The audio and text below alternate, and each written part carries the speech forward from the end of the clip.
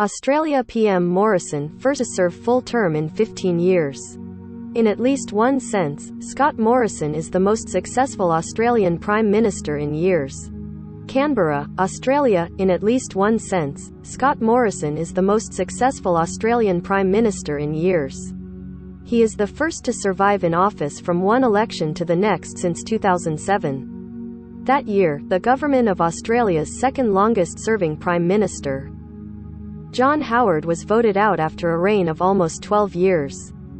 Between Howard and Morrison, there have been 4 prime ministers, including Kevin Rudd, who served twice during an extraordinary period of political instability in.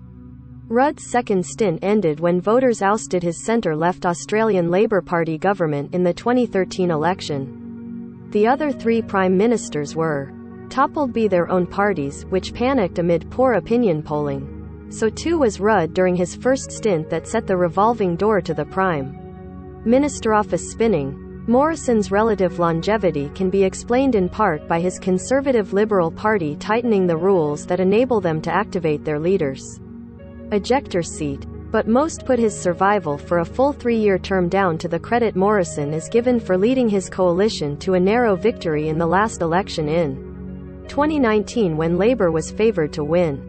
Some betting agencies had been so confident of a Labor victory that they had paid out the party's backers before polling. Morrison announced on Sunday that the next election will be held on May 21. It's the latest date available to him. Morrison's coalition is again behind in most opinion polls. But the polls' credibility has not recovered from the shock of the 2019 result, and Morrison is now recognized as a masterful campaigner who does not surrender. The 53-year-old former tourism marketer was labeled the accidental prime minister in 2018 when his government colleagues chose him to replace then Prime Minister Malcolm Turnbull.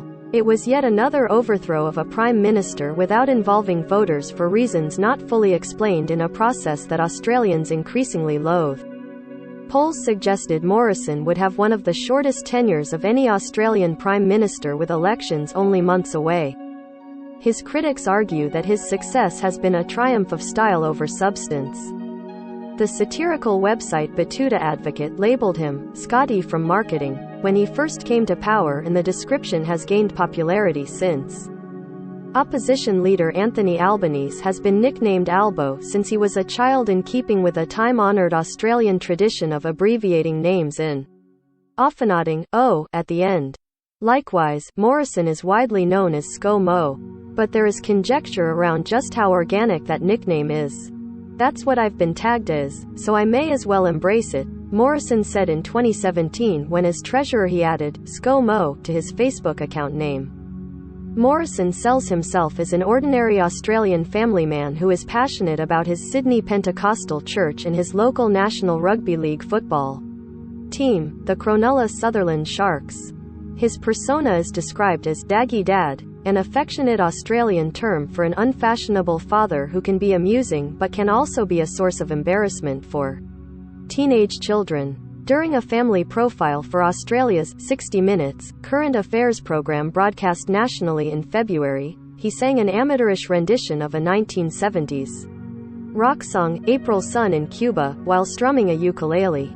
He is the son of police officer and one-term mayor John Morrison and a descendant of British convict William Roberts, who arrived in Australia in 1788 with the first fleet of 11 ships that established the penal colony that became Sydney. He promoted tourism for the Australian and New Zealand governments before entering politics. He is seen by some as an incongruous mix of a committed Christian who made his name through ratcheting up a refugee policy that many church groups have condemned as inhumane.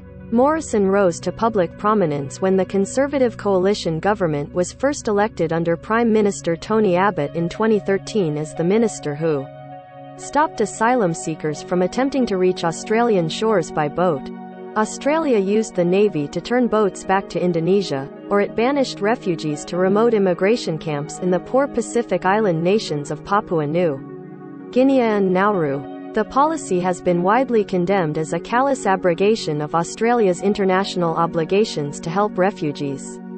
Australia's human rights watchdog, found in 2014 that Morrison failed to act in the best interests of asylum seeker children in detention. Morrison explained his deep belief in the righteousness of crushing the people smuggling trade and preserving the safety of people who are tempted to board rickety boats to take the long and treacherous voyage to Australia. The boats have stopped arriving, and the government recently moved to neutralize the plight of refugees still languishing on the islands by accepting a New Zealand offer to resettle 150 a year. Morrison remains proud of the refugee policy. He has a trophy shaped like a silhouette of a people smuggler's boat inscribed with the words, "I stopped."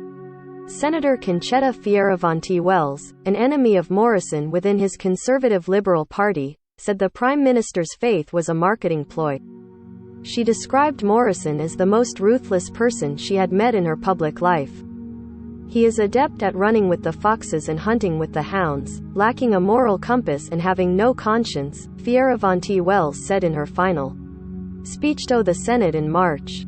His actions conflict with his portrayal as a man of faith. He has used his so-called faith as a marketing advantage, she added. Morrison referred to his Christian faith's influence on his politics during his first speech to Parliament in 2008. "So what values do I derive from my faith?" Morrison asked. "My answer comes from Jeremiah, chapter 9:24. I am the Lord who exercises loving kindness, justice and righteousness on earth, for I delight in these things. Declareth Lord," he said.